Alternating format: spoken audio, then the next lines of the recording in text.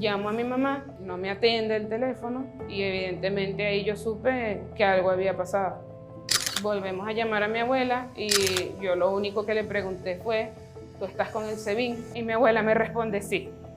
En ese momento yo supe que lo peor había pasado y que mi mamá se la había llevado al SEBIN. 3 días después ya estaba en el helicoide de mi mamá.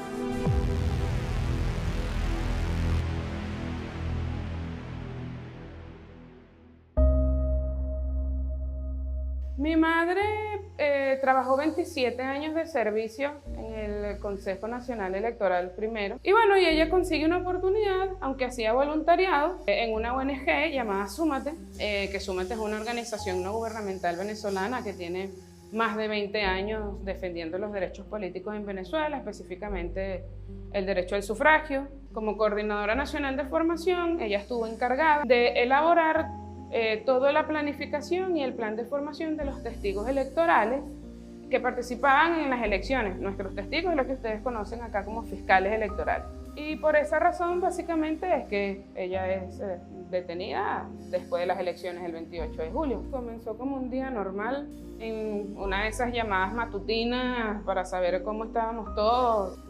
Nos damos con que mi abuela no nos atiende el teléfono en un principio. Llamamos un par de veces y no nos atiende. Cuando finalmente nos atiende el teléfono, pero lo que más nos impresionó fue la cara que tenía en ese momento, o sea, su expresión facial. Yo en ese momento estaba con mi tía le pregunta ¿qué te pasa? Ella nos responde, no, es que estoy con unas vecinas. No, una vecina, fue la respuesta de ella. Evidentemente nos alarmamos. Yo le digo a mi tía, cuelga, llamo a mi mamá, no me atiende el teléfono y evidentemente ahí yo supe que algo había pasado. Volvemos a llamar a mi abuela y yo lo único que le pregunté fue, ¿tú estás con el SEBIN? Y mi abuela me responde sí. En ese momento yo supe que lo peor había pasado y que mi mamá se la había llevado al SEBIN. Y 3 días después ya estaba en el helicoide de mi mamá. El SEBIN detuvo a un familiar primero, el día domingo, 25 de agosto, y lo obligan a llamar a mi madre y a decirle que había tenido un infarto y que estaba recluido en un hospital. El día lunes, evidentemente, cuando mi mamá se traslada con mi abuela, ingresando al hospital, en toda la puerta del hospital, son interceptadas por 2 vehículos sin placa, como son las detenciones en Venezuela. Sin placas, personas bajan de los vehículos sin ningún tipo de identificación, etc. Y lo que le dicen a mi abuela en un principio es que mi mamá iba a ser detenida en calidad de entrevistada y que se la estaban llevando para rendir unas declaraciones. Y el 28 de agosto, cuando va a llevarle la cena, le dicen que mi mamá no estaba allí, que se la habían llevado porque la iban a procesar. Afortunadamente ese día viernes tuvimos comunicación con la defensora pública, la que nos confirma, quien nos confirma, mira, ella está en el helicoide, ya la presentaron, la están imputando por 5 cargos que son asociación para delinquir, incitación al odio, terrorismo, conspiración y traición a la patria. Y bueno, y ordenaron que permanezca recluida en el helicoide.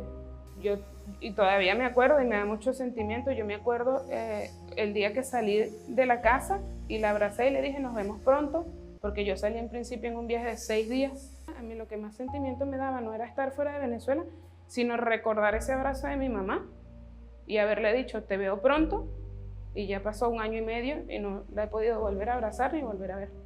Nosotros tenemos conocimiento de que a mi madre le dicen cosas como que nos estaban buscando a las 2. O como que yo me les escapé.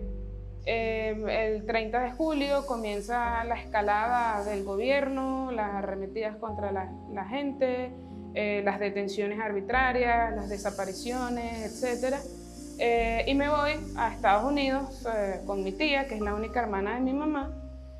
El plan inicial era esperar que pasara todo ese proceso, que Venezuela estaba tan convulsionado, para regresarme. Pero 1 mes después detienen a mi mamá.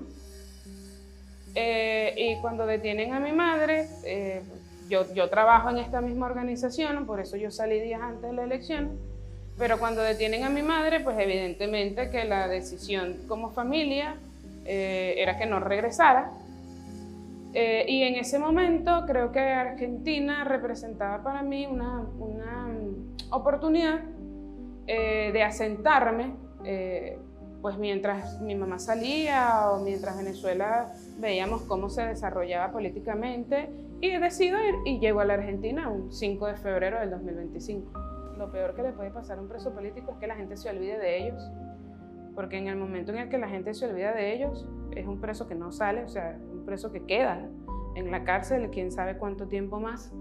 Entonces, claro, yo si bien tenía un duelo muy grande por un lado, a la vez estaba muy enfocada en tratar de moverme lo más que podía, y todavía lo hago, en pro de buscar alguna luz que nos dieran de cómo poder sacar a mi mamá de la situación en la que estaba. Sin embargo, bueno, mi mamá está en una causa que creó el gobierno nacional, en la que hablan del supuesto fraude que orquestó la oposición venezolana con la publicación de las actas electorales del 2024.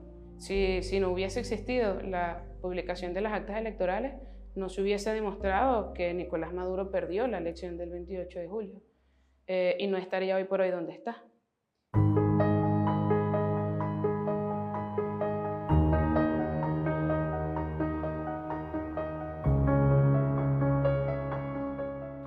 Lo cierto es que en esta última semana solo el Foro Penal ha recibido más de 300 denuncias de familiares que tienen presos políticos que no habían denunciado antes por temor. Si bien estamos encaminados hacia un proceso y estamos en un proceso de liberaciones, tememos que el número real sea mucho más grande de lo que creíamos. No les conviene tener un registro oficial, porque en cualquier momento es un registro que puede salir a la luz. Cuando ocurra un verdadero cambio político en Venezuela, que va a ocurrir, ellos saben que cualquier cosa que quede en papel es una prueba en contra de ellos y de todo lo que han hecho en Venezuela y de lo mucho que han golpeado a la sociedad venezolana. María Oropesa está en el helicoide con mi mamá, Sofía Sahagún, que ya está hoy liberada, estaba en el helicoide con mi mamá, Perkins Rocha está en la misma causa con mi mamá, también en el helicoide, Dinora Hernández también está en el helicoide con mi mamá, y muchos otros que no están aquí lamentablemente, pero que vamos a continuar poniéndolos pues para recordarlos. Entonces al final lo que vemos es un patrón donde, bueno, si bien salen de la cárcel, que se agradece porque evidentemente, bueno, vuelven a sus hogares, no son libres. Y en verdad lo que tenemos que pedir es la libertad, no la excarcelación, y lo que pedimos como familiares es la libertad. El día a día de mi mamá es despertarse, es desayunar, si es alguno de los días que la dejan ir al patio. Mi mamá estuvo muchos meses donde solo le permitían salir al patio 2 días a la semana, 30 minutos, y de resto estaba en su celda sin ventanas. Una de las primeras cosas que ella nos pidió fue un reloj para poder saber si era de día o de noche, porque no sabía. Mi mamá no sabe cuándo llueve. Mi mamá no sabe cuándo llueve.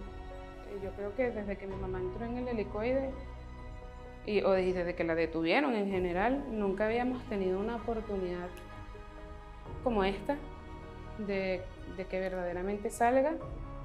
En la noche, cuando se acaba el día, la esperanza de ese día se pierde, pero cuando comienza el día nuevo, ganas nueva esperanza. Entonces cada día una esperanza nueva. Mi mamá tuvo un sueño hace meses en el que salían todas por la puerta, todas, me refiero a todas las mujeres que están con ella en el helicoide, y ella tuvo un sueño hace unos meses donde salían todas por la puerta. Y yo creo que bueno, eso las tiene muy ilusionadas de que este va a ser el momento. Sin embargo, yo creo que cada vez es más tangible una verdadera transición en Venezuela.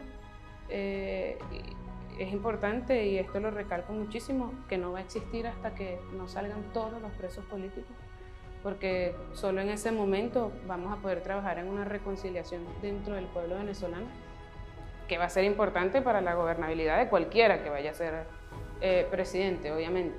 Y evidentemente que con un cambio político en Venezuela esperamos que haya también pues, un cambio económico, un cambio social, etcétera, para reconstruir nuestro país. Nuestro país está quebrado.